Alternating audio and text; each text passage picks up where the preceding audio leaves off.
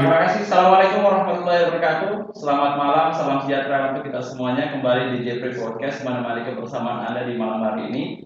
Jadi spesial istimewa di hari di bulan Oktober ya. Di bulan Oktober bertepatan dengan masih di dalam rangka bulan kepemudaan.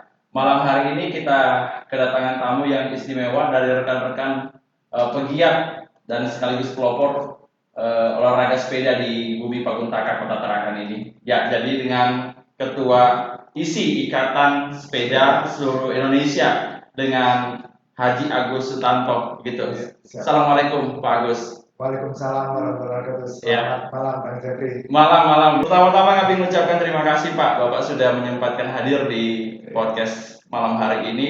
Kami tahu bahwa Bapak sangat sibuk sekali dan alhamdulillah Bapak sudah bisa menyempatkan hadir begitu. Terima kasih Pak. Sama-sama, Jadi Pak. kemudian Pak Agus, kita malam hari ini sebenarnya ngomongin tentang prestasi Pak, khususnya yang saat ini lagi digemari oleh anak-anak muda Kota Tarakan, karena juga bertepatan masih di bulan pemuda di bulan Oktober ini, khususnya tentang sepeda yang lagi marak-maraknya digandrungi oleh anak-anak muda begitu. Tapi sebelum kita ngomongin sepeda dalam kapasitas Pak Agus sebagai Ketua ISI, kita nih mau tahu dulu latar belakang Pak Agus nih sekarang ini kesibukannya nih apa nih Pak, di mana gitu? Bisa ceritakan nggak dengan teman-teman? Terima kasih Pak Jeffrey. Iya. Jadi kesibukan sehari-hari saya sebagai ASN di pemerintah Kota Tarakan. Kebetulan saat ini jabatan sehari-hari yang diamanahkan kepada saya sebagai staf ahli wali Kota Tarakan. Oh, staf ahli wali Kota Tarakan. Bidang aparatur pelayanan publik dan administrasi umum. Ya. Kemudian juga dari sebelumnya itu, dari informasi yang kami dapat, pernah di Dinas Pemuda dan Olahraga ya? Iya, kebetulan tahun 2019 sampai 2020 kemarin sebagai Dinas Pemuda Olahraga, lebih 2 tahun. 2 tahun di situ, berarti tidak asing lagi Pak kalau misalnya kita ngobrol-ngobrol malam hari ini tentang pemuda begitu dan olahraga begitu. Iya, olahraga seragam.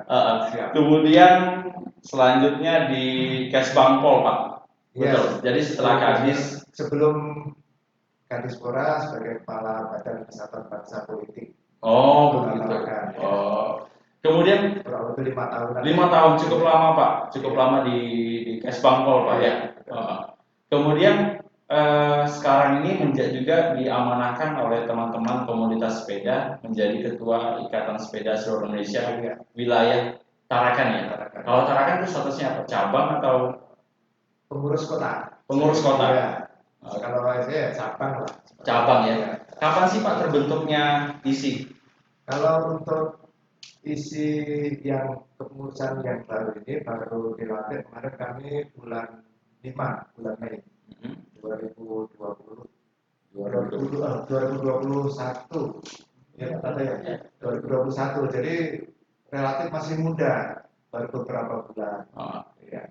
Memang ISI ini baru hadir atau memang sebelumnya sudah pernah ada?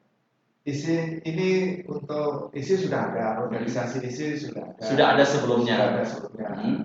Kemudian karena kemarin oleh teman-teman dinilai apa ya, kurang aktif atau bagaimana, sehingga teman-teman kemarin ya kami juga tidak menyangka teman-teman mengamanahkan kepada kami ya untuk ketua ISI di Tarakan gitu. Berapa Pak jumlah anggotanya Pak sekarang ini? Kalau untuk anggota ISI kami terdiri dari klub sepeda. Oh ya. Saat ini kami sedang mendata. Dari program kami kemarin, klub-klub ini kenapa ISI Kota Tarakan yang baru ini bisa terbentuk, karena klub-klub perkumpulan sepeda yang ada di Kota Tarakan ini yang dulu-dulu merasa belum terwadai, sehingga agar mereka terwadai, sehingga kegiatan-kegiatan mereka bisa dapat diakomodir semuanya oleh ISI. Betul, diakomodir sehingga prestasi olahraga bisa sepeda ini di Kota Tarakan ini bisa berbicara kayak tingkat daerah, tingkat provinsi, regional maupun depannya bisa nasional bahkan internasional. Harapan teman-teman seperti itu. Nah, kalau kita misalnya bicara soal penggemar sepeda begitu yang sangat digandrungi oleh khususnya anak-anak muda. Bahkan saya rasa kalau misalnya saya perhatikan itu menembus pada wilayah usia. Betul. Ya, bukan hanya pada wilayah anak-anak, remaja, kemudian sampai dengan dewasa pun juga sangat gemar di bersepeda begitu. Nah, sebagai ketua ISI, potensi-potensi apakah pernah melihat adakah potensi-potensi oleh anak-anak Tarakan itu yang berpotensi untuk bisa masuk di kejuaraan misalnya, begitu?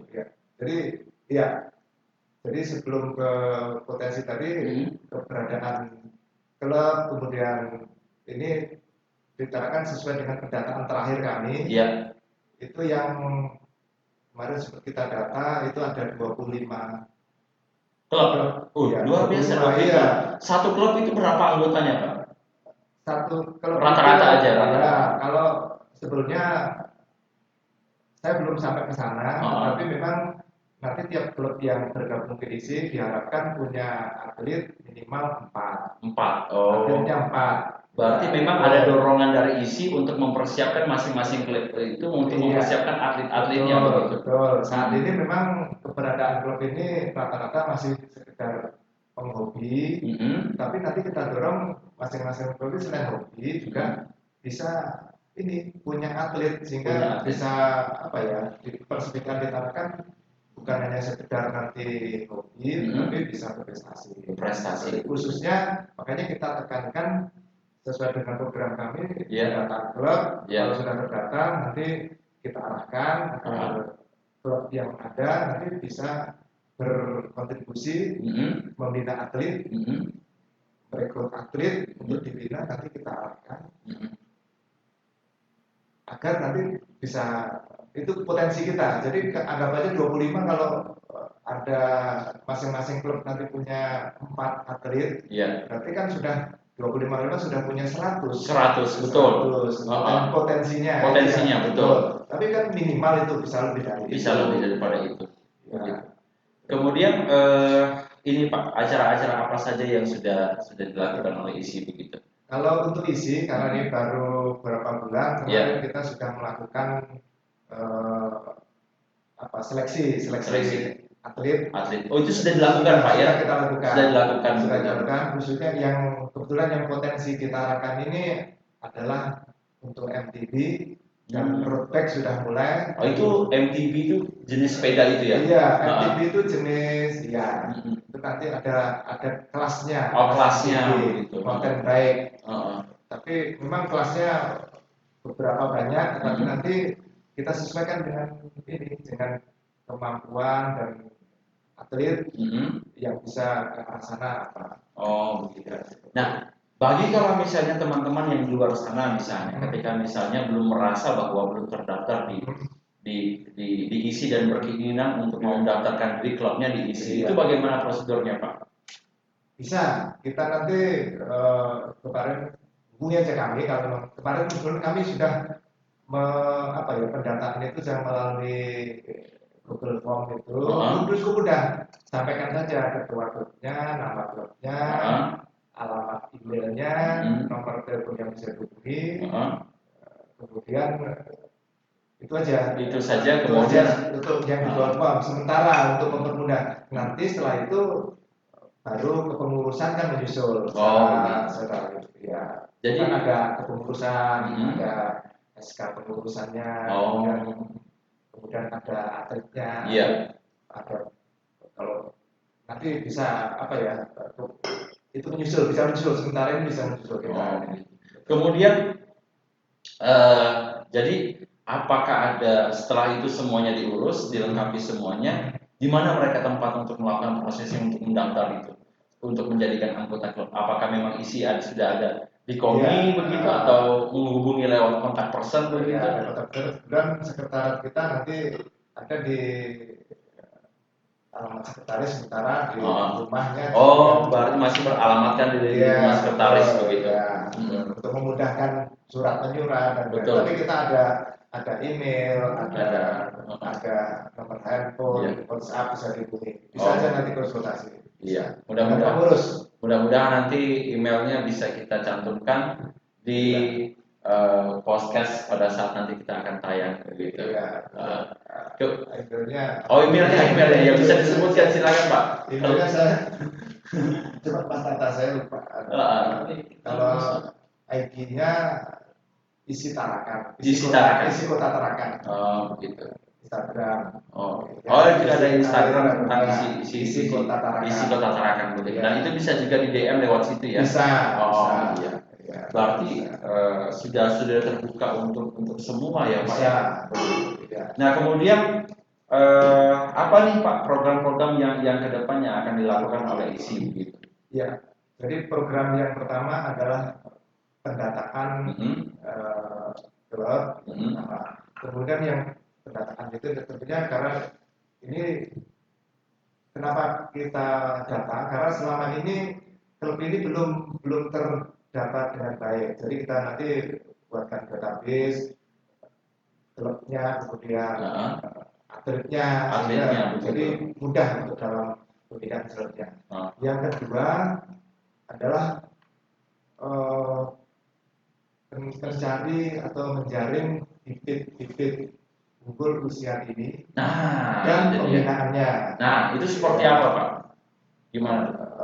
Ya nanti kita dalam waktu dekat barangkali nanti kita akan melaksanakan, kita nanti kerjasama dengan sekolah-sekolah, khususnya yang di SD, SMP, karena atlet sepeda ini dari segi usia memang dibatasi. Dibatasi begitu. Maksimal memang 23 tahun. Jadi itu untuk kelas apa tuh Pak? Itu kelas sepeda tertentu enggak?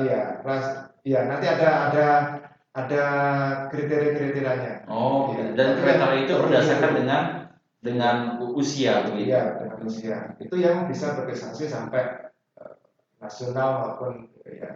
Berarti setelah lewat itu memang maksudnya sudah master. Ya, jadi kalau itu yang sudah lewat. Kalau yang maksudnya lewat umur 23 itu ya. Begitu. Itu ada mulai dari pemula, junior, kemudian yang senior, elit seperti itu. Jadi ada batasan usia. Nah, selama pegiat sepeda Pak, kemudian juga sebagai ketua ISI Kota Tarakan begitu, ada enggak pengalaman unik waktu bersepeda begitu yang ada kaitannya dengan memang ini merupakan potensi yang harus memang digali begitu? Iya. Jadi kalau awalnya memang kami teman-teman komunitas ini awalnya memang dari hobi, bersepeda, tapi ya supaya manfaatnya itu bukan hanya kita aja. Kalau kita mau berprestasi kan sudah tidak mungkin.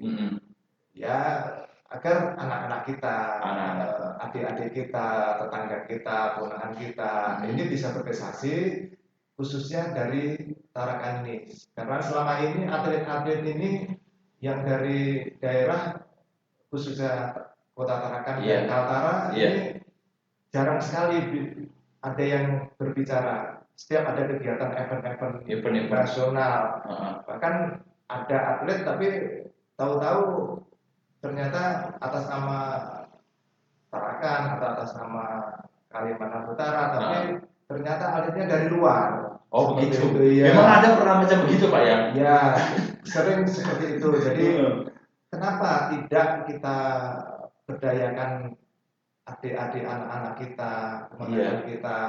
Yang notabene-nya memang sudah seorang domisilinya di Tarakan. Di Tarakan, di Kalimantan Utara, yang punya potensi, ya kita dorong, kita kembangkan supaya mereka juga bisa berprestasi, membawa nama harum daerah dan orang dari bukan kita ke daerah ya, tapi paling tidak kita bisa membawa nama harum daerah, bisa mengangkat martabat.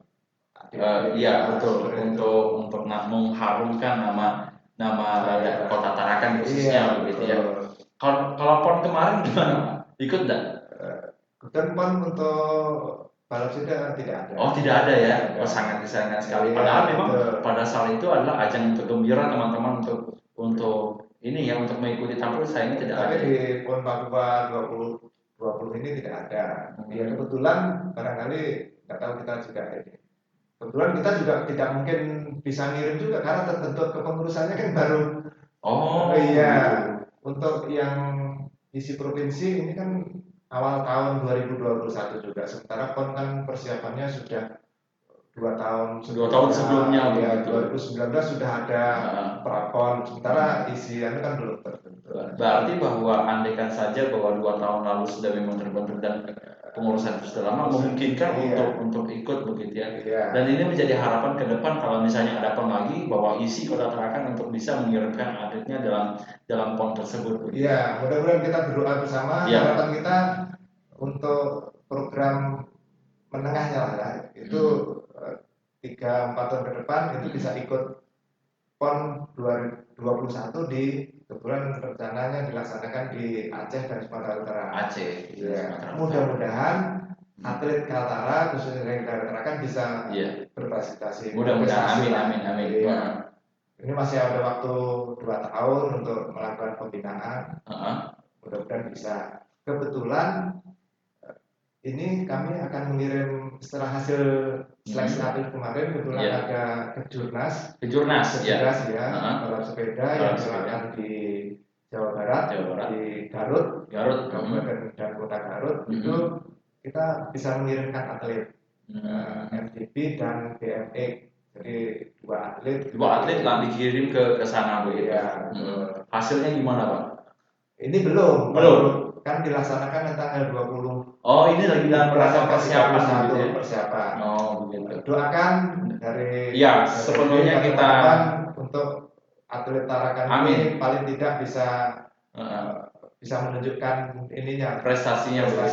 Iya, bagi siapapun yang mendengar atau melihat dan menyaksikan bahwa acara channel Jepri YouTube begitu kita doakan bersama-sama apa yang dilakukan oleh rekan-rekan di ISI untuk dalam rangka kejurnas yang akan mengirimkan 2 atletnya begitu dan bisa menang mengharumkan nama baik Kota Tarakan begitu. Nah, kembali pada situasi kondisi pandemi Pak. Teman-teman kan saat ini banyak nih dari berbagai macam kalangan. Saya juga diskusi dengan teman-teman di bidang kepemudaan kemarin. Teman-teman KNPI belajar kemudian yang mengakomodir oleh beberapa OKP yang ada di Tarakan bahwa pandemi memang ternyata dirasakan oleh teman-teman termasuk pada bidang seni. Mereka tidak bisa tampil dan sebagainya macamnya melakukan berbagai macam acara. Nah, itu teman-teman yang lain di antara komunitas-komunitas yang lain. Bagaimana dengan teman-teman yang berada di komunitas olahraga sepeda begitu? Apakah ini juga terasa juga dampaknya begitu? Alhamdulillah, kalau saya amati pribadi dengan adanya pandemi ini karena justru orang antusias bersepeda ini malah semakin tinggi karena olahraga sepeda ini pertama bisa meningkatkan imunitas tubuh, bisa menjaga kesehatan dan alhamdulillah bisa mudah-mudahan terhindar dari pandemi COVID ini. Malah justru ada peningkatan. Meskipun kegiatan pengumpulan massa memang tidak diperkenankan, tak patuh, tapi kan olahraga bersepeda bisa dilakukan secara mandiri. Betul. Kalau berkelompok pun kita juga melakukan protokol kesehatan yang ketat, diatur per peloton. Kalau pada kegiatan misalnya ada dari komunitas atau klub akan melaksanakan sepeda bersama, itu diatur, kita atur memang dengan sistem peloton, tidak berkumpul, tidak potensi menimbulkan ini penyebaran COVID. Betul. Dan kalau sudah selesai pulang bubar, tidak lagi kumpul makan seperti itu. Kita upayakan seperti itu. Berarti memang ada upaya-upaya yang dilakukan oleh ISI yang juga melakukan proses penjagaan safety kepada teman-teman di kalangan komunitas sepeda dalam rangka ini ya juga jangan sampai terpapar oleh COVID begitu. Nah, berkaitan mengenai masalah ini Pak, bahwa bagaimana dengan peran-peran pemerintah? Apakah sudah memberikan dukungan penuh kepada komunitas isi begitu?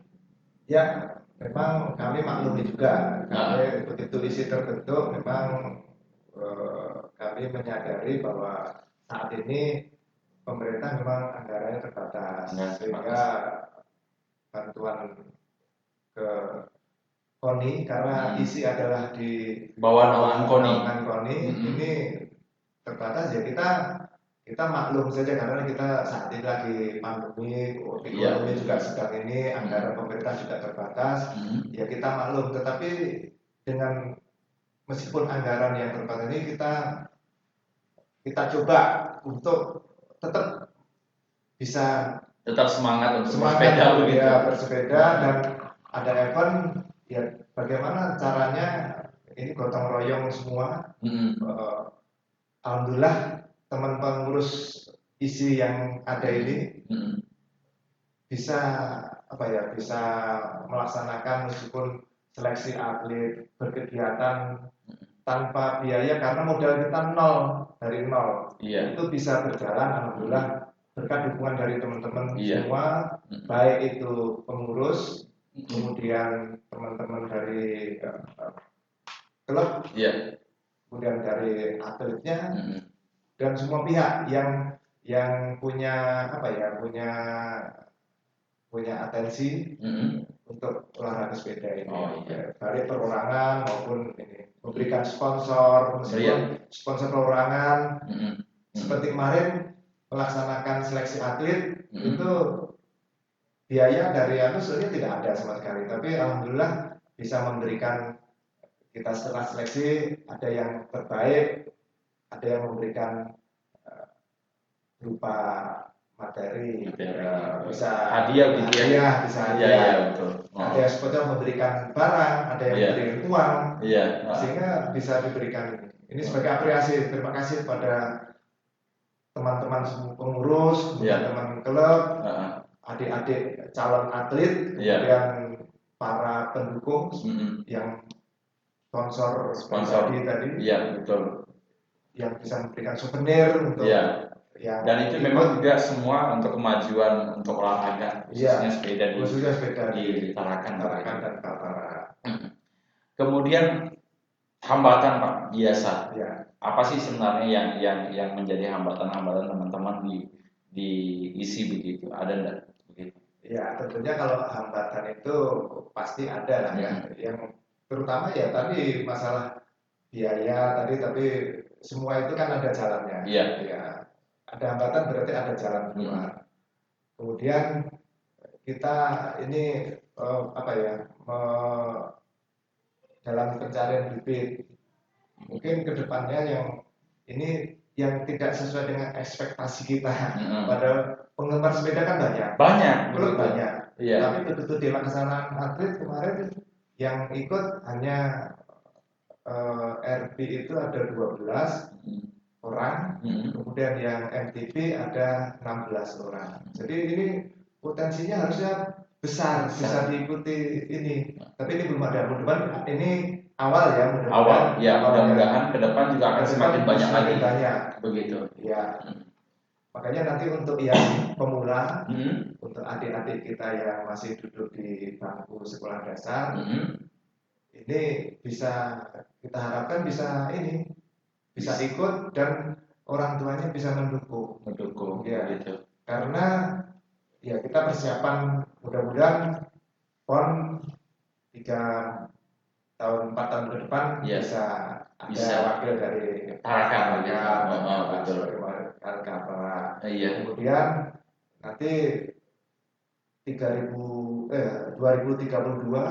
ini kan insya Allah mudah-mudahan Indonesia menjadi tuan rumah Olimpiade. Betul. Mudah-mudahan ini kan masih ada waktu 10-11 tahun. Dipacu dari sekarang. Dalam rangka persiapan itu. Betul. Karena sebagai tuan rumah pasti akan iya begitu. ya, Seharusnya menang di kandang. Iya, Ya begitu. atletnya mudah-mudahan salah satunya wakil dari Tarakan ada. Ini karena 10 tahun ke depan, makanya adik-adik sekarang yang usia 10 tahun, 9 tahun, 10 tahun. Ini sudah mulai dipersiapkan sekarang. Begitu. Iya. Berarti sudah memang ada komunikasi kepada Dinas Pendidikan Tarakan, Pak, untuk kalau rencana iya, ke depan akan dalam dekat ada. Makanya nanti dalam mudah-mudahan bulan-bulan depan atau secepatnya sudah kita amanahkan kepada teman pengurus, kepada pelatih, kepada pencari bakat untuk melaksanakan seleksi bagi adik-adik di khususnya di sekolah dasar begitu. Untuk BMX, sekolah dasar dan SMP lah. Bagaimana? Yang penting mereka minta dulu, kita lihat potensinya. Baru kan ada kita di situ ada pencari bakat, bisa melihat oh ini bisa dijadikan didikan. Kemudian yang terkait dengan itu kita sudah baca cerita nih Pak tentang isi begitu. Nah kemudian saya tadi nyimak juga sempat terlintas berpikir begitu sebagai seorang asisten staf ahli aparatur sipil negara begitu ASN begitu, kemudian ngurusi komoditas yang jumlahnya berapa tadi Pak? Tadi yang terdata 25 komoditas begitu dengan jumlah yang sangat banyak. Apa Anda capek Pak? Ya. Apa Anda capek? Kalau sesuatu itu disenangi, rasa capek tidak ada, insya Allah. Iya begitu. Jadi memang kalau segala sesuatu pekerjaan yang memang dilakoni dengan rasa hobi atau disenangi, bahwa capek itu memang tidak ada. Sehari berapa kali? Seminggu berapa kali Pak main sepeda? Kalau saya pribadi seminggu itu untuk sepeda itu 3-4 kali. Dan saya selingi jogging itu seminggu bisa 5-6 kali. Oh begitu. Berarti memang harus fisiknya begitu luar biasa. Kalau saya jujur saja kalau misalnya melakukan seperti itu besok pagi saya nggak bisa kerja juga, kecapean begitu. Apakah memang ada tips-tips khusus Pak? Nah kita mau ngomongin soal tentang tips-tips khusus. Mungkin teman-teman di sini juga ada sebagian yang baru memulai untuk bersepeda begitu. Sebaiknya gimana Pak untuk sebagai pemula begitu? Iya, jadi tipsnya kebetulan saya pribadi juga mendapat ini atas nasihat dari seorang dokter. Kebetulan usia saya kan sudah waktu itu sudah 40. Disarankan. Lalu waktu itu melakukan olahraga permainan mendapat cedera. Selama 2 bulan baru sembuh. Akhirnya disarankan. Kalau untuk di atas 40 itu karena otot-otot kita sudah tidak seelastis waktu sebelum 30-an. Untuk usia 40 ke atas, begitu. 40, betul. Kemudian otot sudah tidak seelastis. Kalau olahraga permanen itu juga tidak terukur. Karena kadang lawan kita ini padahal ingin mau menyimbangi begitu.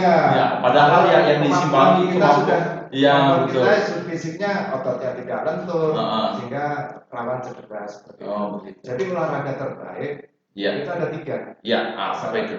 Yang pertama berenang, kedua bersepeda, ketiga jalan kaki, jalan cepat. Yang pertama tadi adalah berenang, yang kedua adalah bersepeda, dan yang ketiga jalan cepat.